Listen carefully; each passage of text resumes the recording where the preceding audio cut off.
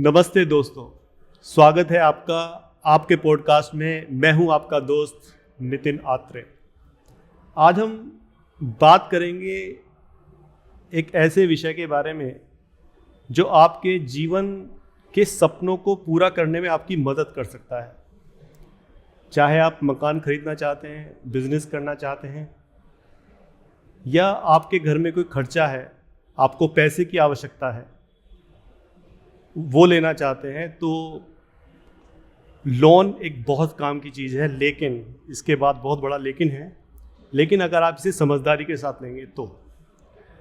और उसी समझदारी से बात करने के लिए लोन के बारे में हमारे साथ हैं मिस्टर ईशान अली, जो कि assistant vice president of my money mantra. तो इनका स्वागत है। Thank you Nitin ji.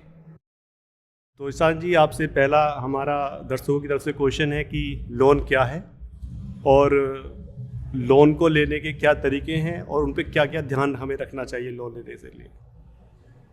Loan लेते समय सबसे पहले ध्यान रखना चाहिए कि हम किस बैंक से ले रहे हैं, क्या हमारे रेट ऑफ इंटरेस्ट होंगे, कितने टेन्योर के लिए करेगा, प्रॉपर्टी के लिए ले रहे हैं तो प्रॉपर्टी का कितना हम लोन बैंक दे सकते हैं, उसका ध्यान रखना है। दूसरा, कितने प्रोसेसिंग फीस लग रही है, कितने चार्जेस हैं, कितना इंश्योरेंस चार्ज कर रही है कंपनी या बैंक, कितने टाइम के लिए दे रही है। उन सभी शर्तों को सैंक्शन के बाद, सभी शर्तों को ध्यानपूर्वक पढ़ने के बाद लोन को सिलेक्ट करना चाहिए। कंपेयर करना चाहिए दूसरे बैंकों से, दूसरी कंपनी से, कि दूसरे बैंक और कंपनीज क्या रेट ऑफ इंटरेस्ट दे रही हैं, क्या प्रोसेसिंग फीस ले रही हैं, क्या क्या चार्जेस ले रही हैं, फोरक्लोजर चार्जेस क्या हैं। कल जब आप लोन क्लोज करते हैं तो कोई चार्जेस तो नहीं है, टेक ओवर कराते हैं तो कोई चार्जेस तो नहीं है। इन सभी बातों का ध्यान रखते हुए लोन को सिलेक्ट करना चाहिए। इंस्टीट्यूशन का सिलेक्शन चुनाव करते समय इन चीज़ों का ध्यान पहले रखना चाहिए कि हम लोग किस बैंक के साथ में जाएं, कौन सा बैंक सबसे कम रेट में दे रहा है, कौन सा बैंक सबसे कम प्रोसेसिंग फीस में लोन देगा। इन सभी बातों का ध्यान रखते हुए आपको इंस्टीट्यूशन या बैंक का सिलेक्शन करना चाहिए। एक आम जनता के दर्शकों का एक क्वेश्चन होता है, मैंने कई जगह देखा है कि कुछ लोग जो ना लोन लेने से डरते हैं, क्योंकि उनको लगता है कि लोन अगर हम लेंगे तो शायद लोगों को लगेगा कि हम फाइनेंशियल स्ट्रांग नहीं हैं। तो इस बारे में आपका क्या कहना है? लोन से डरने की कोई आवश्यकता नहीं होती। लोन एक बुराई नहीं है, लोन एक अच्छाई है। जब हम कोई संपत्ति खरीदते हैं तो उस टाइम हमारे पास में इतनी संपत्ति के लिए इतना पैसा नहीं होता, तो बैंक की हेल्प से हम लोग संपत्ति को ले सकते हैं और धीरे धीरे उसका भुगतान कर सकते हैं, धीरे धीरे हम उस ईएमआई के रूप में चुका सकते हैं। लोन कोई बुराई नहीं है। बुराई तब होती है जब आप लोन ले लेते हैं और उसका सही यूटिलाइज नहीं कर पाते हैं पैसे का। अगर आप बिजनेस के लिए ले रहे हैं तो बिजनेस ग्रो करेगा, आप प्रॉपर्टी के लिए ले रहे हैं तो प्रॉपर्टी की वैल्यू भी ग्रो करती है। जितनी प्रॉपर्टी की वैल्यू ग्रो करती है उतना इंटरेस्ट बैंक को चुकता नहीं करना पड़ता। ईएमआई के रूप में धीरे धीरे आप चुकता कर देते हैं। आप 15 साल, 10 साल, 5 साल जितने टाइम के लिए लेना चाहते हैं बैंक दे सकते हैं। आप देखेंगे कि 15 सालों में, 20 सालों में प्रॉपर्टी की वैल्यू आपकी 5 से 6 गुना हो जाती है, जबकि 20 सालों में इंटरेस्ट केवल बैंक डबल ही लेते हैं। तो इस तरह से आप बैंक से लोन लेकर के संपत्ति भी बना सकते हैं, अपनी ज़रूरतों को पूरा कर सकते हैं, शादी के लिए, पर्सनल ज़रूरतों के लिए, बच्चों की एजुकेशन के लिए, किसी भी तरह की रिक्वायरमेंट है, आपको कोई भी ज़रूरत आपकी पेश आती है तो उसको लोन के द्वारा पूरी कर सकते हैं। चलो, अच्छा हुआ आपने बता दिया शादी के लिए, क्योंकि हमारी टीम में बहुत सारे मेंबर्स हैं जो अभी कुंवारे हैं। हमारा अगला क्वेश्चन ये है कि अगर किसी व्यक्ति ने बैंक या कंपनी से लोन लिया हुआ है और वो चाहता है कि वो अपने ब्याज दर को कम कर ले या जल्दी चुकता कर दे, तो उसके लिए वो क्या कर सकता है? अगर किसी ने किसी भी बैंक या कंपनी या किसी फाइनेंस कंपनी से लोन लिया है और उसका रेट ऑफ इंटरेस्ट ज़्यादा है, ऑब्वियसली वो ज़्यादा टाइम में चुकता होगा, ज़्यादा ईएमआई जा रही है, तो उसको कम करने का एक ही आसान तरीका है, आपका रीपेमेंट सही होना चाहिए। अगर रीपेमेंट आपका सही है तो दूसरे बैंक में आप उसको ट्रांसफ़र करा सकते हैं। आज की डेट में सभी बैंक कंपटीशन में कम रेट ऑफ इंटरेस्ट पर लोन टेक ओवर करते हैं। आपने किसी कंपनी से लिया है तो बेहतर एक नेशनलाइज या प्राइवेट बैंक में से ट्रांसफ़र कराएं, कम रेट में कराएं।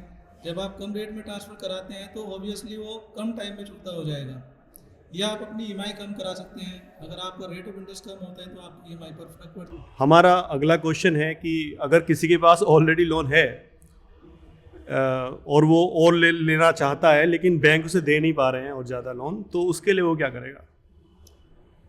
बेसिकली आपने जिस बैंक से लोन लिया हुआ है, आपको देखना है कि कितने टेन्योर के लिए लिया हुआ है।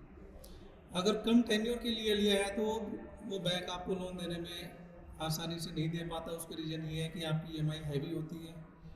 ज़्यादा ईएमआई होने के कारण आपकी एलिजिबिलिटी, आपका लोन बनाने का जो बैंक के पास में फॉर्मूला है उसमें सेट नहीं होता। तो उस कंडीशन में दूसरे कुछ बैंक्स हैं, कुछ कंपनीज हैं जो ज़्यादा टेन्योर के लिए आपको लोन देती हैं। होम लोन 30 साल के लिए दे सकती है, 20 साल के लिए लोन अगेंस्ट प्रॉपर्टी दे सकती है आपको। तो ज़्यादा टेन्योर के लिए जब लोन लेंगे आप, तो उसमें ईएमआई आपकी कम होगी बेसिकली, तो आपकी एलिजिबिलिटी बढ़ जाएगी, एडिशनल लोन आपको इजीली मिल जाएगा। तो उसके लिए आप दूसरे बैंक में स्विच कर सकते हैं, दूसरे बैंक में उसके लिए जानकारी ले सकते हैं। तो दूसरे बैंक में जब स्विच करेंगे आप ज़्यादा टेन्योर के लिए और कम रेट ऑफ इंटरेस्ट में ट्रांसफर कराएंगे, तो ऑब्वियसली आपकी एलिजिबिलिटी बढ़ जाएगी, आपको आसानी से टॉप अप लोन मिल जाएगा, कोई इशू नहीं होगा। और इससे अगला क्वेश्चन हमारा ये है, क्या कोई अनअप्रूव्ड प्रॉपर्टी को खरीदने के लिए लोन ले सकता है? ऑब्वियसली क्यों नहीं ले सकते आप। अनअप्रूव्ड प्रॉपर्टी पर बैंक भी लोन देते हैं, कंपनीज भी लोन देती हैं। बहुत सारी कंपनीज हैं जैसे एल&टी हाउसिंग है, टाटा कैपिटल है, पीएनबी हाउसिंग है, एलआईसी हाउसिंग है। बहुत सारी कंपनीज हैं जो अनअप्रूव्ड प्रॉपर्टी पर लोन देती है, बैंक्स भी लोन देती हैं। तो आप अनअप्रूव्ड प्रॉपर्टी पर भी लोन ले सकते हैं, कोई इशू नहीं है। बेसिकली वो प्रॉपर्टी 143 होनी चाहिए या हाउस टैक्स आना चाहिए उस प्रॉपर्टी। अच्छा, एक बात तो बताइए कि अगर प्रॉपर्टी की वैल्यू ज़्यादा है और रजिस्ट्री की वैल्यू कम है, तो इस सिचुएशन में आप बैंक से कितना मैक्सिमम लोन दिला सकते हैं? ऑब्वियसली आपको बहुत बढ़िया क्वेश्चन है, और ये सभी जगह प्रॉब्लम फेस की आती है कि मार्केट वैल्यू ज़्यादा होती है, रजिस्ट्री वैल्यू कम होती है। कमर्शियल प्रॉपर्टीज में अधिकतर आप देखेंगे कि मार्केट वैल्यू बहुत ज़्यादा होती है, रजिस्ट्री बहुत कम की होती है। सपोज दैट आप कमर्शियल प्रॉपर्टी परचेज करते हैं 5 करोड़ रुपए की, उसकी रजिस्ट्री होती है 1.5 करोड़ की, मार्केट वैल्यू इतनी हायर होती है और रजिस्ट्री वैल्यू इतनी लोअर होती है, तो कहीं प्रॉब्लम फेस करता है बायर। तो उस कंडीशन में, उस सिचुएशन में हम रजिस्ट्री वैल्यू का 200% भी दे सकते हैं, प्रॉपर्टी वैल्यू का 200%, मार्केट वैल्यू का 60 to 70% तक फंड कर सकते हैं कमर्शियल में। रेजिडेंशियल में 75 to 80% कर सकते हैं, रजिस्ट्री वैल्यू का 200% तक कर सकते हैं उस कंडीशन में। तो कहीं घबराने की नीड नहीं है, तो बैंक वहाँ पर भी हेल्प करता है आपकी। ये सभी फैसिलिटी बैंक के पास में है, आप अप्रोच करेंगे तो आपको सभी चीज़ें मिल जाएंगी। क्या एक बिजनेसमैन को बिना मॉर्गेज के भी लोन मिल सकता है? अगर मिल सकता है तो कितना मिल सकता है? क्यों नहीं, बैंक के पास में सभी तरह के प्रोडक्ट्स होते हैं। विदाउट मॉर्गेज भी देता है बैंक, मॉर्गेज में भी देता है। जहाँ कोलेटरल कम वैल्यू की आ रही है, रिक्वायरमेंट ज़्यादा है, बिजनेस की विंटेज अच्छी है, प्रॉफिट अच्छा है, जहाँ बैलेंस शीट सपोर्ट करती है, वहाँ पर प्रॉपर्टी वैल्यू से ज़्यादा भी लोन देता है बैंक। विदाउट मॉर्गेज 5 करोड़ तक गवर्नमेंट की स्कीम है, सीईटी एमएससी, उसमें कवर करके 5 करोड़ तक बैंक लोन दे सकता है बिजनेसमैन को। ट्रेडर को भी दे सकता है, मैन्युफैक्चर को भी दे सकता है।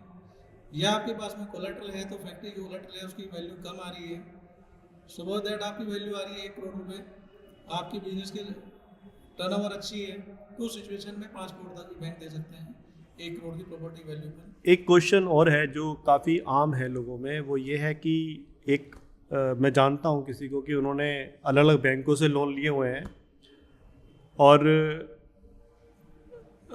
उनके शायद बिजनेस लोन है वो, लेकिन वो चाहते हैं कि वो अपनी ब्याज दर को कम करें, अपने ईएमआई को कम करें, तो उसका क्या तरीका है, थोड़ा बताएंगे? ऑब्वियसली रिक्वायरमेंट के अकॉर्डिंग बिजनेसमैन अक्सर विदाउट मॉर्गेज लोन लेते रहते हैं, जिनका टेन्योर बहुत कम होता है, 3 साल 5 साल 4 साल। उस सिचुएशन में बहुत सारे लोन लेने के बाद ईएमआई देने में बड़ी प्रॉब्लम फेस करते हैं। ईएमआई हैवी होती है, उनकी रेट ऑफ इंटरेस्ट ज़्यादा होते हैं। उस सिचुएशन में आप उनको ऐसा भी कर सकते हैं कि अगर आपने 1 साल 2 साल चुकता कर दिया है, सही टाइम पर रीपेमेंट कर रहे हैं, आपकी रिक्वायरमेंट भी है और आप ये चाहते हैं कि मेरा जो लोन है उसका टेन्योर बढ़ जाए, उसका रेट ऑफ इंटरेस्ट कम हो जाए, तो उसको एक ही तरीका है कि सभी लोन को एक बैंक में स्विच करा सकते हैं। एक बैंक में स्विच कराएं, उसका टेन्योर बढ़वाएं और उसका रेट ऑफ इंटरेस्ट भी बैंक, जब हम स्विच करते हैं किसी बैंक में ट्रांसफ़र करते हैं, तो ऑब्वियसली कंपटीशन में उसका रेट ऑफ इंटरेस्ट कम करता है आप उसे एक बैंक में ट्रांसफर करा करके EMI कम करा सकते हैं। या दूसरा ये हो सकता है कि आप कोई भी आपके पास में एसेट है, रेजिडेंशियल, कमर्शियल, इंडस्ट्रियल, उस प्रॉपर्टी के अगेंस्ट भी उस पैसे को लॉन्ग टेन्योर के लिए ले सकते हैं, 15 साल 20 साल तक के टेन्योर के लिए दे सकता है बैंक। उसमें आपकी EMI बहुत कम होगी। पार्ट पेमेंट करके या जैसे भी आप आगे चलकर चुकता करना चाहते हैं, रीपेमेंट करना चाहते हैं, तो वो आसानी से कर सकते हैं। मॉर्गेज लोन में रीपेमेंट में फोरक्लोजर चार्ज भी नहीं होंगे, तो आपके लिए बड़ी आसानियाँ होंगी रीपेमेंट करने में, बैंक को अरेंजमेंट देने में भी आसानियाँ होंगी, क्योंकि आपकी एलिजिबिलिटी बढ़ जाएगी। जहाँ आप आज की डेट में इतनी हैवी EMI दे रहे हैं, तो जब हम दूसरे बैंक में स्विच करते हैं, ट्रांसफ़र कराते हैं, तो उसकी EMI बहुत कम होती है, तो अरेंजमेंट के चांसेस बहुत ज़्यादा हो जाते हैं। तो बैंक ऑफर करते रहते हैं, तो हमें इन चीज़ों का ध्यान रखना है। बैंकों में जो ऑफर्स होते हैं, या अपने काउंसलर से काउंसिल कर सकते हैं, या आप हमारे से संपर्क कर सकते हैं। हम आपको उसमें सजेशन दे सकते हैं कि इस बैंक में आप ट्रांसफ़र कराएं और सबसे कम रेट ऑफ इंटरेस्ट में कहाँ हो सकता है, क्या रेट ऑफ इंटरेस्ट हो सकता है, वो सभी चीज़ें हम आपको सुझाव दे सकते हैं। आपकी कहीं भी ये प्रॉब्लम है तो ज़रूर हमसे संपर्क करें। लेकिन लोन लेने में और ट्रांसफ़र करने में, इनमें जो बैंक्स होते हैं वो कुछ डॉक्यूमेंटेशन इतना लंबा कर देते हैं, जैसे ऐसा लगता है जैसे उनको कविता लिखनी है। इसके बारे में आप क्या बोलेंगे? बिल्कुल, ऑब्वियसली पहले यही प्रॉब्लम फेस करते थे सभी बिजनेसमैन। अक्सर बिजनेसमैन में ज़्यादा डॉक्यूमेंटेशन होती है, मैन्युफैक्चरर और ट्रेडर्स जो होते हैं। लेकिन आज के टाइम में बहुत ईजी कर दी है फैसिलिटीज़, आपको ज़्यादा डॉक्यूमेंट देने की नीड नहीं होती है। अब आपको सब इजीली हो जाती है, चाहे GST है, ITR है, बैंकिंग है, सब PDF में आप सॉफ्ट कॉपी आप मेल कर सकते हैं। मेल के बेस पे, मेल के आधार पर ही आपको बैंक अप्रूवल दे देते हैं, कोई इश्यू नहीं होता। आपको आने की नीड नहीं होती कि बैंक में जाकर के आप एप्लीकेशन साइन करें, तो सीधे ऑनलाइन इजीली आप हमसे संपर्क करेंगे, तो आप सॉफ्ट कॉपी में हमें अगर परस्यू करते हैं, डॉक्यूमेंट देते हैं, तो आपका अप्रूवल सॉफ्ट कॉपी में भी आराम से इजीली हो जाएगा, कोई इशू नहीं आएगा। चाहे आपको होम लोन की रिक्वायरमेंट है, बिजनेस लोन की रिक्वायरमेंट है, या पर्सनल लोन की रिक्वायरमेंट है, किसी भी तरह की रिक्वायरमेंट है, तो ज़्यादा डॉक्यूमेंटेशन की आप नीड नहीं होती। चलो, ये तो अब अच्छी बात है कि अब आजकल डॉक्यूमेंटेशन की ज़्यादा ज़रूरत नहीं है, पर हमारे टाइम में ऐसा नहीं था, इसलिए मेरा क्वेश्चन था। नहीं नहीं, बहुत चेंजेज आए हैं बैंकिंग इंडस्ट्रीज में। एलिजिबिलिटी चेक करने के लिए बड़ी आसानियाँ हो गई हैं। जैसा कि आपका मेरठ में ऑफिस है, तो मेरठ के कितने किलोमीटर तक के इलाके में आप लोन प्रोवाइड करा सकते हैं? हमारे लोकेशन पूरा वेस्ट यूपी, उत्तराखंड, NCR, किसी भी लोकेशन में आप रहते हैं, किसी भी लोकेशन में आप बिजनेस करते हैं, सर्विस करते हैं, हम सभी लोकेशन में प्रेजेंट हैं। आप सभी लोकेशन से आप हमसे अप्रोच कर सकते हैं। हम सभी लोकेशन में लोन करने के लिए कैपेबल हैं, चाहे मॉर्गेज लोन हो आपका, विदाउट मॉर्गेज लोन हो, या आपका प्रोजेक्ट लोन हो, किसी भी तरह का लोन हो, तो उसके लिए आप हमसे संपर्क कर सकते हैं। जरूरी नहीं कि आप 100 किलोमीटर तक हम अप्रोच करते हैं, हम पूरा west UP, Uttarakhand, NCR, even Delhi तक कोई इशू नहीं है। अच्छा, पूरा उत्तराखंड, NCR और पूरा ये पश्चिमी उत्तर प्रदेश। जी जी जी। जैसा कि बैंक्स ने बहुत सारे जो चीज, जैसे कॉलेज हैं, स्कूल हैं, बिल्डर्स हैं और कॉलोनाइजर्स हैं, उनको निगेटिव तरीके से देखते हैं। उनको लोन देना इतना आसान नहीं होता है बैंकों के लिए, ना वो देते हैं। तो आप उनको दिला सकते हैं लोन?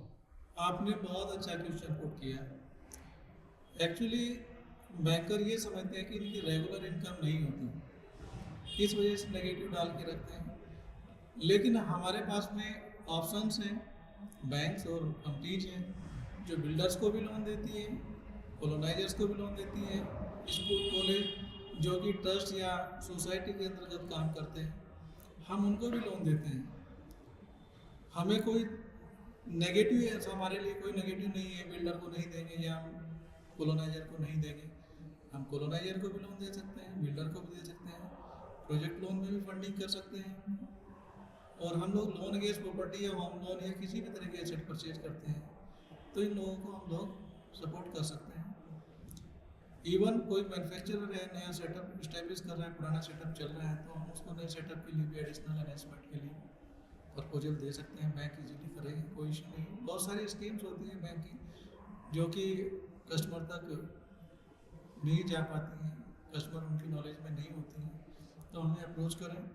स्कूल, कॉलेज, बिल्डर या कॉलोनाइजर हैं, हम सभी को लोन प्रोवाइड कर सकते हैं। और एक चीज़ और आती है सुनने में, क्रेडिट स्कोर, है ना? करेक्ट, बहुत अच्छा आपने क्वेश्चन पुट किया। हाँ, मैं थोड़ा सा उसमें एक बात और पूछना चाहता हूँ कि अगर क्रेडिट स्कोर कम हो जाता है, जैसे ऐसा लगता है जैसे हमारी टीचर्स के, पहले हम बच्चे थे हुआ करते थे तो हमारे मार्क्स कम हो जाते थे तो टीचर से डर लगता था, लेकिन आजकल जो लोन लेते हैं उनके क्रेडिट स्कोर लेने जाते हैं, उनका कम है तो आज बैंक वालों से डर लगता है। तो इस बारे में कोई आपके दिमाग में कोई ऐसी हॉरर स्टोरी हो क्रेडिट स्कोर के बारे में, थोड़ा उसके बारे में प्रकाश डालिए। बिल्कुल, एक कस्टमर हमारे पास में अप्रोच किए तो उनका सिविल स्कोर काफ़ी लो था। उसके पीछे एक रीज़न था कि जो लोन उसने अवेल नहीं किए वो भी उसकी क्रेडिट हिस्ट्री में, उसके सिविल में अपडेट हो रखे थे, जो कि उन लोगों ने उन लोन को सही नहीं रन किया, सही रिपेमेंट नहीं किया, जिसकी वजह से उनके सिविल स्कोर कम हो गए। बैंक आसानी से सिविल स्कोर को देखता है, जब लोन देते हैं तो सिविल स्कोर अगर आपका 700 से कम है तो इजीली लोन नहीं देता है, आपके प्रपोजल को रिजेक्ट कर देता है, रिफ्यूज कर देता है। उस कंडीशन में मिटिगेट होता है, अगर रियल में वो लोन आपके नहीं है, जो कि आपके सिविल में अपडेट हो गए और आपके लोन नहीं है, तो वो सिविल से हट भी सकते हैं, हटाए जा सकते हैं और आपकी क्रेडिट हिस्ट्री को सुधारा जा सकता है, सिविल स्कोर आपका करेक्ट हो जाएगा, बैंक आपको आसानी से लोन देंगे, कहीं प्रॉब्लम नहीं होगी। इवन अगर आपका स्कोर फिर भी कम रहते हैं और आपका रिपेमेंट, जो भी आपने कभी लोन लिए हैं उनके रिपेमेंट सही हैं जो आपने लिए हैं, तो कोई इशू नहीं है, बैंक तब भी लोन आपको इजीली देगा। अगर आपने पहले कोई लोन लिया भी है, किसी सिचुएशन में वो लोन सही नहीं चल पाया, कोई ऐसी सिचुएशन रही आपके साथ में कि लोन रन नहीं कर पाए, बहुत सारी कंडीशन होती है, फैमिली इश्यूज हो सकते हैं, आपका बिजनेस का कोई इशू हो सकता है एट दैट टाइम, लेकिन आफ्टर दैट आपने कोई लोन लिया है और उसको सही रिपेमेंट किया है, आपने टाइम पर उसको रिपेमेंट करते आ रहे हैं राइट नाउ, तो कोई इशू नहीं है। अगर आपका सिविल स्कोर कम है तो तब भी आपको लोन दिया जा सकता है, उसका कोई ज़्यादा इम्पैक्ट नहीं होगा आपके लोन पर। तो आप उस कंडीशन में भी कहीं अगर ऐसी प्रॉब्लम से फेस कर रहे हैं तो आप हमसे संपर्क करें, आपके सिविल को भी सही करा सकते हैं उस कंडीशंस में और आपको लोन भी दिलवाने में आपकी मदद करेंगे, आपकी हेल्प करेंगे। सभी बैंक करते हैं, एक्चुअली बैंक उसमें ज़्यादा काम नहीं करना चाहता, इसीलिए वो इजीली रिफ्यूज कर देते हैं और आप एक के बाद दूसरे बैंक, तीसरे बैंक के पास अप्रोच करते हैं, कोई हेल्प नहीं करता। इसका एक यही तरीका है कि आप किसी बेस्ट काउंसलर के पास पहुँचें, आप हमसे संपर्क करें तो आपको लोन भी मिलेगा और आपको क्रेडिट स्कोर सही भी हो जाएगा। अगर मान लीजिए कि कोई बंदा जो दिल्ली में वर्क करता है और मेरठ में उसको प्रॉपर्टी खरीदनी है, तो क्या ऐसी सिचुएशन में आप उसकी हेल्प कर पाते हैं? बिल्कुल कर सकते हैं। अगर दिल्ली में कोई बिजनेस करते हैं, कारोबार करते हैं या सर्विस करते हैं और वो यूपी उत्तराखंड किसी भी एरिया में प्रॉपर्टी खरीदना चाहते हैं या बिजनेस लोन लेना चाहते हैं, पर्सनल लोन लेना चाहते हैं, तो इजीली उसको मिल जाएगा, कोई इशू नहीं है। किसी भी लोकेशन में वो खरीदना चाहते हैं या पर्सनल नीड के लिए कोई पर्सनल लोन लेना चाहते हैं तो आराम से उसको दे सकते हैं, उसको आने की भी नीड नहीं है। वो सभी डॉक्यूमेंट्स जो है सॉफ्ट कॉपी में मेल द्वारा या व्हाट्सएप द्वारा हमें शेयर कर सकते हैं, या ऑफिस अप्रोच करना चाहते हैं तो मोस्ट वेलकम, वो ऑफिस आ सकते हैं। तो दोनों सिचुएशन में हम उनको कर सकते हैं, या वो यहाँ पर बिजनेस करते हैं, सर्विस मेरठ में करते हैं, या किसी भी दिल्ली एनसीआर यूपी उत्तराखंड कहीं पर भी प्रॉपर्टी खरीदना चाहते हैं या कहीं पर और फैमिली के साथ अभी रहते हैं तो उसको भी लोन दे सकते हैं, कोई इश्यू नहीं है। लेकिन सैलरी तो ठीक है, लेकिन कितनी मैक्सिमम सैलरी, ये भी तो क्वेश्चन होगा ना। मिनिमम सैलरी नॉर्मली 20,000 होनी चाहिए होम लोन या पर्सनल लोन के लिए। 20,000 प्लस सैलरी वाले को हम लोन दे सकते हैं।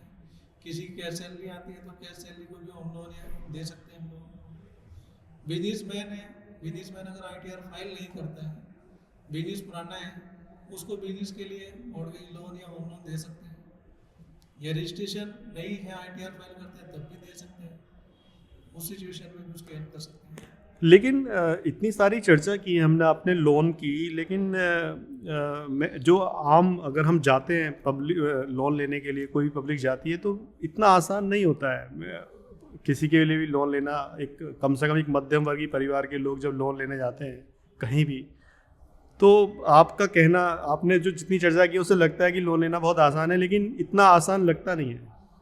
एक्चुअल में जब फर्स्ट टाइम कोई लोन लेते हैं, कोई भी काम फर्स्ट टाइम जब करते हैं, उसको बहुत सारे इश्यूज का फेस करना पड़ता है, बहुत सारे इश्यूज आते हैं उसके सामने। ट्रस्ट का भी इशू हो जाते हैं, डॉक्यूमेंटेशन का भी इशू हो जाते हैं। लेकिन अब बहुत इजी हो गई हैं सभी चीज़ें, फैसिलिटी इतनी इजी हो गई कि आप मेल द्वारा, व्हाट्सएप के द्वारा डॉक्यूमेंट आप दे सकते हैं, इजीली प्रोसेस कर सकते हैं उस कंडीशन में। ज़रूरी नहीं कि आप हार्ड कॉपी दें अपने होम लोन के लिए, बिजनेस लोन के लिए, पर्सनल लोन के लिए, किसी भी लोन के लिए हार्ड कॉपी की ज़रूरी नहीं है। आप मेल द्वारा भी अपनी रजिस्टर्ड मेल से शेयर कर सकते हैं। बैंक आफ्टर दैट जब आपका सभी इनकम के जो डॉक्यूमेंट हैं चेक करने के बाद हम खुद विजिट कर लेते हैं, कोई इशू नहीं आती है, प्रॉब्लम फेस नहीं होती है। प्रॉब्लम फेस लगता था जब पहले पूरी आप देखते थे कि पूरी एक बड़ी फाइल बनानी पड़ती थी, मोटी मोटी फाइलें बनती थी। हाँ, वो मेरा एक्सपीरियंस अब रहा है। एक्चुअली एक बहुत आसान हो, जीएसटी है, आपकी बैंकिंग है, आईटीआर है, अब सभी सॉफ्ट कॉपी में डाउनलोडेड की हुई हो, डाउनलोडेड किए हुए डॉक्यूमेंट्स आप शेयर करेंगे मेल आईडी पर, हमें उन पर कोई भी फोटोकॉपी की रिक्वायरमेंट नहीं होगी, कोई साइन की रिक्वायरमेंट नहीं होती उन डॉक्यूमेंट्स पर, आपको इजीली लोन मिल जाएगा, कहीं प्रॉब्लम फेस नहीं होगी। तो ठीक है, हमने इतनी सारी चर्चाएं की और आपने बहुत अच्छी अच्छी जानकारी दी हमारे दर्शकों को। Thank you. तो फिर भी चलते चलते आप कोई एक ऐसा विचार हमारे दर्शकों को देना चाहें जो उनके लिए टिप्स की तरह हो। विचार नहीं, हम उनके लिए हमेशा हेल्पफुल रहेंगे। कभी भी उन्हें कोई प्रॉब्लम फेस करनी पड़ रही है, कोई एसेट या संपत्ति परचेज करते हैं, कहीं लीगल में कोई इशूज आ रहे हैं या टेक्निकल में कोई इशूज आ रहे हैं, तो हमसे एक बार संपर्क करें। हम उनको कोई जो बेस्ट सॉल्यूशन हो सकते हैं उन संपत्ति का, हम उनको बेस्ट सॉल्यूशन देंगे, लीगली भी और टेक्निकली भी। लोन लेने में बहुत सारी प्रॉब्लम फेस होती हैं। कस्टमर जब बैंक के पास अप्रोच करते हैं तो इनकम की एलिजिबिलिटी को लेकर के इशूज आते हैं, जितनी रिक्वायरमेंट होती है उनकी उतना लोन बैंक आसानी से नहीं दे पाता। उस सिचुएशन में आप हमसे संपर्क करें, क्योंकि बैंकों के पास में बहुत सारे प्रोग्राम होते हैं, वो जीएसटी प्रोग्राम के बेस पे, बैंकिंग प्रोग्राम के बेस पर, आईटीआर के बेस पर आपकी इनकम को एनालिसिस करते हैं, उस एनालिसिस के आधार पर आपको लोन देते हैं। तो हमारे पास में क्या है कि गवर्नमेंट और प्राइवेट सभी बैंक हैं, मोस्ट प्रोबेबली 100+ बैंक्स और एनबीएफसी हैं जिनके साथ में हम कॉर्पोरेटेड हैं, कॉर्पोरेटेड एसोसिएटेड हैं, चैनल हैं। तो आपको कहीं पर भी इनकम को लेकर के इशूज आ रहे हैं या प्रॉपर्टीज को लेकर के इशूज आ रहे हैं, या आपकी रिक्वायरमेंट विदाउट मॉर्गेज में कहीं रिक्वायरमेंट पड़ रही है जो बैंक देने में कोई प्रॉब्लम फेस कर रहे हैं, बैंक देने में आसानी से नहीं दे पा रहे हैं, तो तब संपर्क करें हमसे। या आपके और भी कोई सिविल से रिलेटेड कोई प्रॉब्लम है जिसमें आप फेस कर रहे हैं जो बैंक लोन नहीं दे पा रहे हैं आपको, तब भी आप हमसे संपर्क करें। अगर आपका कोई जेन्युइन इशूज रहा है, आपके पास में कोई मिटिगेंट है एट दैट टाइम जब सिविल में कोई इशूज रहे हैं, और आज आप बिल्कुल सही रन कर रहे हैं अपने लोन से, तो आप हमसे संपर्क करें, तब भी हम आपको हेल्प करेंगे, कहीं पर भी कहीं इशूज नहीं आएगा। अगर कोई व्यक्ति आपसे होम लोन, पर्सनल लोन या बिजनेस लोन लेना चाहे तो उसके लिए कोई फीस चार्ज करते हैं आप लोग? हम लोग कॉर्पोरेट रजिस्टर्ड ऑर्गेनाइजेशन है माई मनी मंत्रा, कोई किसी तरह की ब्राइब नहीं लेते हैं। होम लोन, बिजनेस लोन या प्रॉपर्टी परचेज लोन आप लेते हैं, हम आपको फ्री ऑफ कॉस्ट, कोई उसके लिए आपको फीस नहीं देनी है, कोई फीस चार्ज नहीं होती उसके लिए। होम लोन लेते हैं, पर्सनल लोन, बिजनेस लोन या प्रॉपर्टी परचेज के लिए लोन लेते हैं, कोई फीस चार्ज नहीं करनी है। और आपको जो बैंक की भी प्रोसेसिंग फीस होती है उसमें भी हम लोग वेवर दिलाते हैं आपकी, ताकि कम से कम चार्ज में, कम से कम फीस में आपको लोन फैसिलिटी अवेल करा पाए। पर्सनल लोन में भी, होम लोन में भी या बिजनेस लोन में भी, व्हाटएवर जो भी आपकी रिक्वायरमेंट है। जिन बैंकों के साथ हम एसोसिएटेड हैं, गवर्नमेंट, प्राइवेट, हम कोई भी ब्राइब नहीं लेते हैं, और आपको ना ही किसी भी हमारे रिप्रेजेंटेटिव को, कोई भी रिप्रेजेंटेटिव आपसे हमारा अगर मिलता है तो कोई ब्राइब नहीं देनी है, कोई ब्राइब हम नहीं लेते हैं, क्योंकि हम ऑलरेडी बैंकों के रजिस्टर्ड कॉर्पोरेट चैनल हैं। हमारी जो कंपनी है माई मनी मंत्रा, वो रजिस्टर्ड है, 1989 से रजिस्टर्ड है कंपनी है। बैंकिंग फाइनेंशियल सर्विसिंग में डील करती है, किसी तरह का कोई चार्ज नहीं देना है आपको। मेरे एक जानने वाले हैं, उनका जो टर्नओवर है काफ़ी करोड़ों में ही है और उनकी जो ITR है वो कम है, वो लाखों में, मुझे एग्जैक्ट अमाउंट नहीं मालूम है। बिल्कुल। तो लेकिन उन्होंने एक लोन और लिया हुआ है 2 करोड़ का। तो आप मुझे ये बताइए, आप उसमें क्या हेल्प कर सकते हैं? बैंक के पास में बहुत सारे प्रोग्राम्स होते हैं, उन प्रोग्राम्स में उसको देखना होता है कि इनकम का जो रेशोज है, एक्चुअल इनकम क्या है आपकी, उसे एनालिसिस करते हैं टर्नओवर के आधार पर, बैंकिंग बिहेवियर के आधार पर, या आप जो ITR फाइल करते हैं नेट इनकम, उसके आधार पर आपको लोन फैसिलिटी देते हैं। तो मोस्टली बैंक जो कस्टमर अप्रोच करते हैं तो वो अपनी ITR देता है, तो मोस्टली बैंक डिनाई कर देते हैं कि आपने ऑलरेडी इतना लोन लिया हुआ है जितनी आपकी ITR है। लेकिन हमारे पास में बहुत सारे ऑप्शंस हैं, बहुत सारे ऑर्गेनाइजेशंस हैं। हम लोग ये एनालिसिस करते हैं कि इस ऑर्गेनाइजेशन में आपको मैक्सिमम लोन मिल जाए, कम रेट ऑफ इंटरेस्ट पर मिले। अगर आपको फॉर एग्जांपल आपका 20 CR का टर्नओवर है, आप 10 लाख की ITR फाइल करते हैं और 2 CR का अपने home loan already home loan या बिजनेस लोन लिया हुआ है, आपकी बिजनेस के पॉइंट ऑफ व्यू से या कोई प्रॉपर्टी एसेट परचेज करनी है उसका पॉइंट ऑफ व्यू से रिक्वायरमेंट है आपको, तो GST एनालिसिस के आधार पर आपकी इनकम को एसेस किया जाएगा, एडिशनल लोन और दिया जा सकता है। आपको एडिशनल लोन की एलिजिबिलिटी आपकी है। आप मैन्युफैक्चरिंग में है या ट्रेडिंग में, जो आपके रिलेटिव्स हैं वो मैन्युफैक्चरिंग इंडस्ट्री में या ट्रेडिंग? नहीं, वो कॉन्ट्रैक्टर है। ओके, कॉन्ट्रैक्टर हो या आपका ट्रेडिंग बिजनेस हो या मैन्युफैक्चरिंग बिजनेस हो या सर्विस इंडस्ट्री हो, सभी में टर्नओवर बेस पे भी। अच्छा, जैसे स्कूल और कॉलेज और बहुत सारी ऑर्गेनाइजेशन होती हैं जो ट्रस्ट बना लेते हैं वो लोग, तो क्या आप उनको भी लोन प्रोवाइड कराते हैं? और इसके अलावा मैं एक क्वेश्चन और था मेरा कि अगर एक व्यक्ति है जिसकी 1 लाख की सैलरी है और उसकी EMI भी 1 लाख है, लेकिन वो चाहता है कि वो EMI कम हो जाए, तो उसकी कैसे हेल्प हो सकती है?